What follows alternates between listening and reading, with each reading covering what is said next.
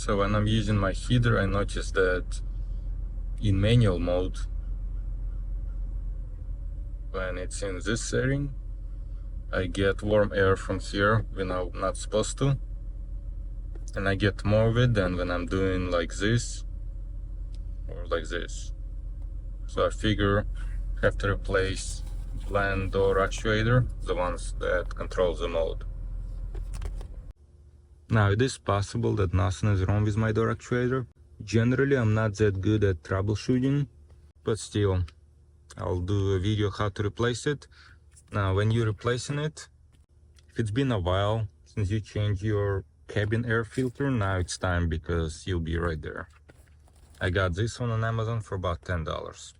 As far as door actuator, there are currently two models, one for $32, $33. Another one is Dorman for I believe 60 or so, and I had open box used for 39 or something. So I decided to go with the one for 39. I think it's a little bit better quality than the other brand. Let's start by opening glove box and removing all contents from within. Using flathead screwdriver, gonna insert it right there.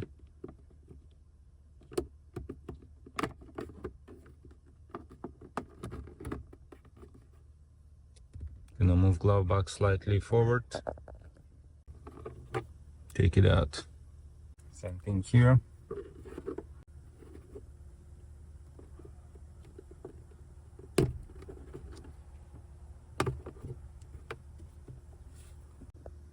And this one we're gonna move it down and it just drops. So here's our cabin air filter, and I believe the one we're gonna work on is this one right here.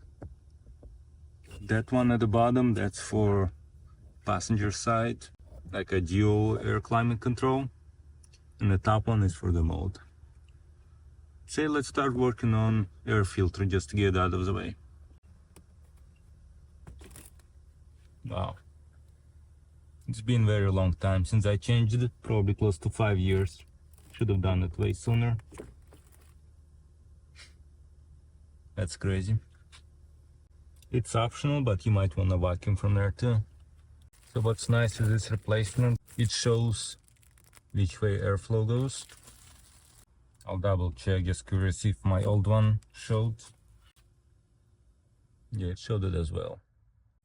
So airflow goes down, make sure.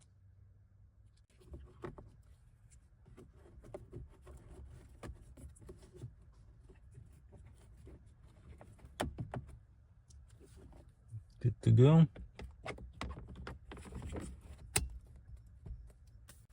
Now let's work on replacing door actuator.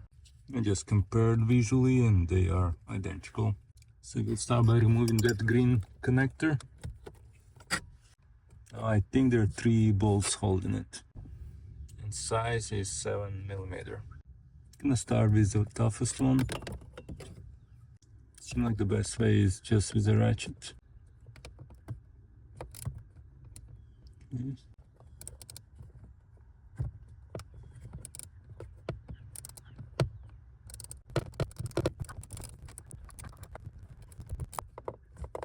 So I believe next 2 should be a lot easier, but we'll see.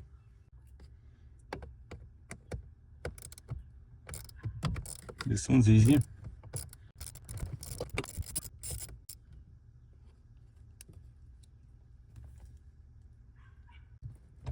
And I think just one more remaining,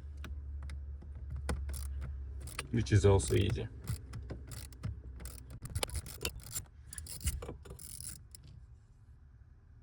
It's out. I think now we should be able to just pull it out. Yep.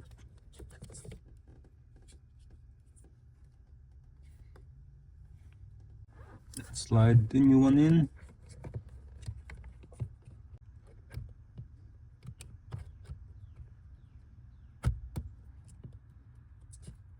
Think it's in. I'm gonna put just 2 screws for now, and then I'm gonna test it.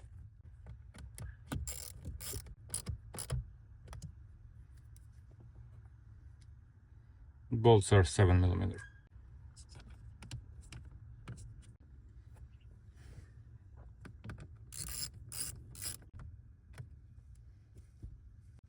Now I'm gonna plug in the power connector. Start the truck and make sure it's working.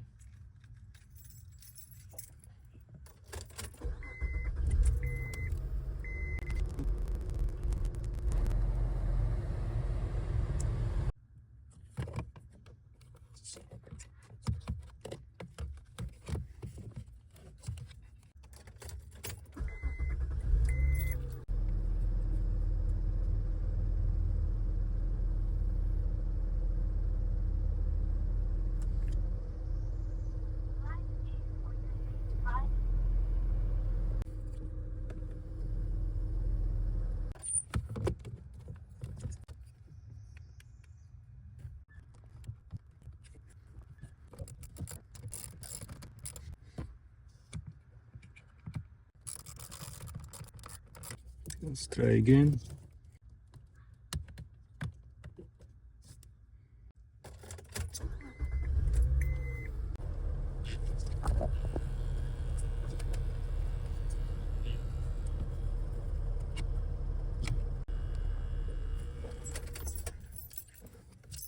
It's like it doesn't have enough power to pull it.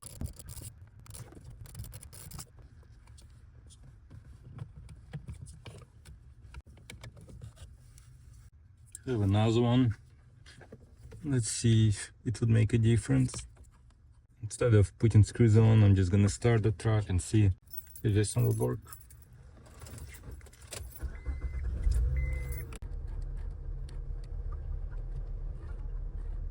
This one does seem to be better.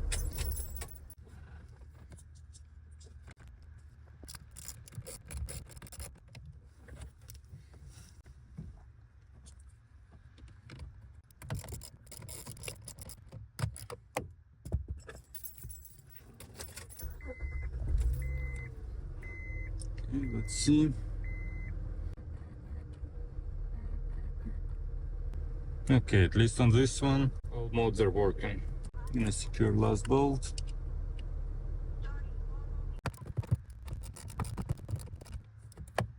Okay, finally I'm gonna start last time, make sure everything's working.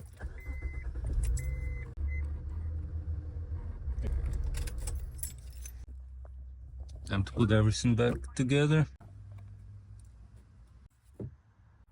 Do this one first.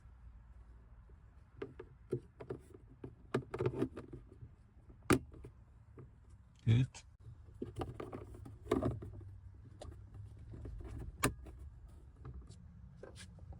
Good. Put all stuff in the glove box. You're all set. It's done.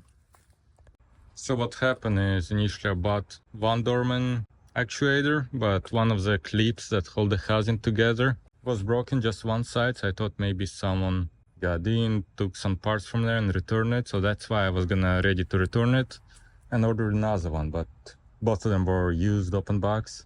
Turned out the first one was good and second one was bad. So I'm gonna return the second one, keeping the first one. But I'll keep checking, make sure it's working. Overall, installation wasn't that bad. Hopefully this video is useful for you. If it is, click like. If you have any questions, leave comments. And I'll leave Amazon affiliate links in the description of this video. Thanks for watching, see you next time.